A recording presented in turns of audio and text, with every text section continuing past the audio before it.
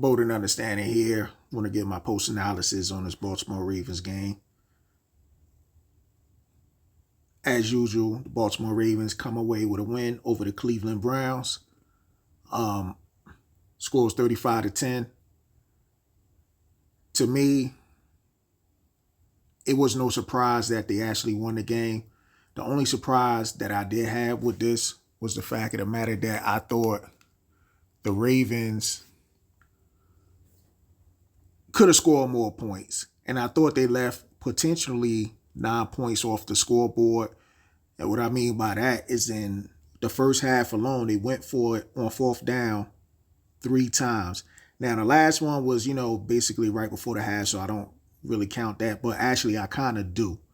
And I'm going to explain why. So the first 2 times that they actually went for it on fourth down, they were clearly in field goal range, and they wanted to go for it on fourth down, which I thought they should have just got Justin Tucker some field goal kicks in and actually get that in. You know what I'm saying? Keep working on his confidence and stuff like that. Because we know this year really hasn't been the best year for Justin Tucker, even though he got back on track later on in the season and whatnot. But still, I would have still rewarded him with those 2 field goal kicks.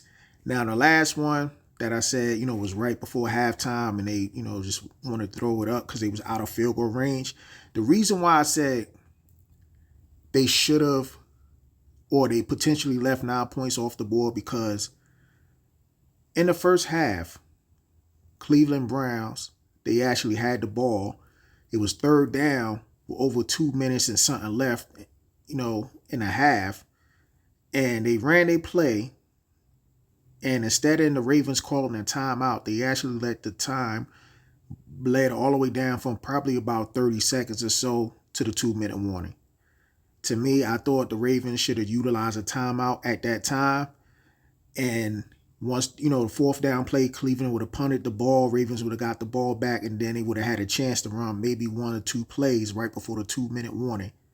So that's the reason why I actually had, said that they potentially left 9 points off the board.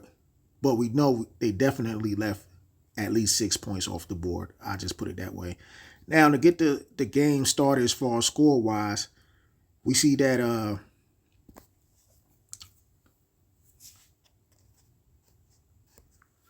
Nate Wiggins got his first pick 6 of the season. To be totally honest with you, of his career. He is a rookie, so first pick 6 of his career. And to be totally honest with you, I'm not 100% sure, but I need to verify. Nate Wiggins actually got his first pick of the season. That's the rookie from out of Clemson. He's actually he's going to be an excellent one. You know what I'm saying? He's going to be an excellent one. So he got the game started with the score. And then, of course, Lamar threw 2 touchdowns. Once to Mark Andrews as usual, and then the second one to Rashad Bateman as usual as well. So that, got that game going. And I believe, if I'm not 100% sure, the Ravens went into halftime leading 21-3. If I'm not mistaken, it was like 21-3 or at least 14-3. I have to go check the stats. Anyway, second half, things start to get a little bit interesting. Derrick Henry started getting his game on, because in the first half he actually only had like 8 yards of rushing. But in the second half, he actually did a whole lot better, especially in the fourth quarter and stuff. But Derrick Henry, for his birthday, he ran, over 130 something yards. I believe it was like 134 yards that he had for the game, and he ran for 2 touchdowns. And the last touchdown, even though the game was already practically over, he pretty much sealed the deal right then and there. So that was a good play. Michael Pierce. This guy was, of course it was near the end of the game, but he was able to get an interception. We talking about a guy who weighs well over 360 something pounds, was able to get an interception, started to run with it, but then thought twice and said, let me down this and take this, let this game end and whatnot. Which would look comical as hell. The slide he did, man, I thought he was going to break his legs and whatnot. So, I was a little concerned with that. But, he's having fun out there, and that's good. Cal Van Noy was able to get that $250,000 bonus with another sack today. The defensive line overall did a hell of a job. You got Matabike, did his thing. You also had Owe. Owe did his thing as well. And secondary overall did a good job, but I'm still a little bit concerned with Brandon Stevens. Especially going into this playoffs. I mean, because this man been being picked on this whole season practically. And of course, he ended up making a good play on a drive where as though wide receiver caught the ball and right before he broke the goal line, Brandon Stevens actually stripped the ball and was able to had that be incomplete. However, on that same drive, Cleveland Browns did score, and guess who was on? Brandon Stevens. So I'm a little concerned with him, but I'm hoping he tightens up and do his thing. There was some injuries in this game. I say Zay Flowers. Zay Flowers got injured in this game. I'm not sure how serious the injury was. I think it was more like a knee bruise or whatever, but they pulled him out the game, and I'm glad they did because there's no need to keep trying to play on when you got the playoffs game next week because he's really vital to our offense, especially for the playoffs. Another person that got hurt, Zay Flowers, he was injured a little bit, but I said Zay Flowers, that's the second time. Excuse me. Rashad Bateman was injured, and he was able to come back in the game and actually scored a touchdown. So I'm glad that he actually recovered and he still played well, especially in the second half. He was doing his thing. And then also what a little scared that scared me a bit was when I seen Kyle Hamilton making a tackle and actually going down, but he managed to only be out for a couple of plays and he came back and finished the game as well. So, I'm happy that we still got a healthy team.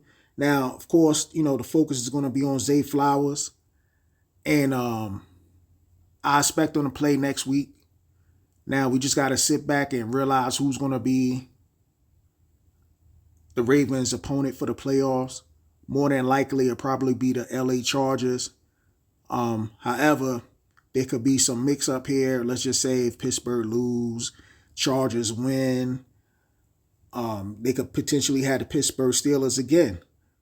Me personally, I know the Steelers were struggling down the stretch and they still got a game against the Bengals. I don't want to see that team again. I don't care about the struggles. It's familiarity at the end of the day. And when the teams that are in the same division, they're familiar with each other, especially when you're going into the playoffs. Who knows you best than a person that plays in or the team that plays in your division? And especially the Steelers defense, despite that the offense was struggling, the Steelers defense is still on point. And the fact of the matter is that the head coach for the Pittsburgh Steelers knows how to strategize against somebody like a Lamar Jackson. However, if we manage to play the Steelers, I have no doubt that we will win. I just don't want to see it because there's always a potential that we can actually lose. But that's with any team at the end of the day. But right now, like I said, I don't have the stats in front of me, but I believe, if I'm not mistaken, I'm not sure if Lamar Jackson might have set the passer rating record this year. If not, it's not a big deal, to be totally honest with you. I mean, as long as we are already in the playoffs and we make a move and march on to the Super Bowl, that's what will really matter. The defense overall, I'm really proud of the defense as far as a unit. especially in the secondary. But like I said, Brandon Stevens, you gotta, clean that up a bit. But the secondary has come a long way for this whole season. It's almost like they were playing individual ball and lack of communication. I mean, we had Marlon Humphreys. He was going to do his thing. We already know that. Kyle Hamilton was going to do his thing. But, when they shifted him back to safety primarily, that helped the defense out. And, of course, they had to make some changes in the secondary and had to take two guys out of the secondary and put a Darius Washington in there, which definitely helped out a lot. So I just hope, the Ravens overall keep that momentum in the secondary and especially on offense, because in the playoffs, we seen this happen the 2 times the Ravens were the number 1 seed. Sometimes the Ravens get away from their DNA and then they start getting pass happy and hardly running the ball. But hopefully, with a dominant runner like Derrick Henry, we don't do that this year in the playoffs. Hopefully they feed the big man the ball, wear the defense out with the body blows, and then Lamar Jackson can also do his thing as well, and then we could march along to the Super Bowl. This is going to be a tough task as usual when you get to the playoffs, but I have confidence that the Baltimore Ravens are going to make some noise in the playoffs. With that being said, bold and understanding, I'm out. Peace.